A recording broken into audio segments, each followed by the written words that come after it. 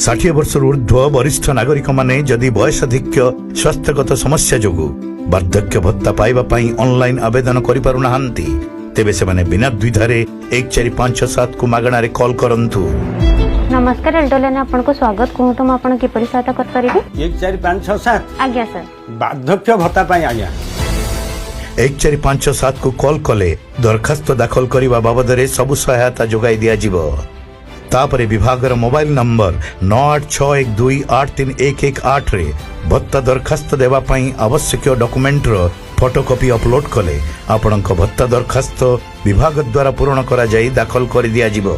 भत्ता दरखास्त मंजूर वार्धक्य भत्ता पाई आज्ञा 1457 को कॉल कले दरखास्त दाखल करिबा बाबद रे सब सहायता जोगाई दिया जिवो।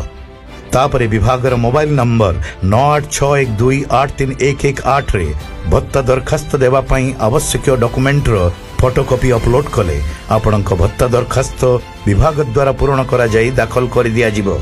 भत्ता दरखास्त मंजूर रो अग्रगति संपर्क रे मध्य 1457 को फोन करी जानी हेबो।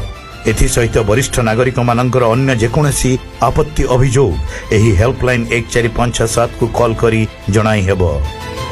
1457 को कॉल करंतु आपणक असुविधा दूर करिबारे हमको सहभागी करांतु।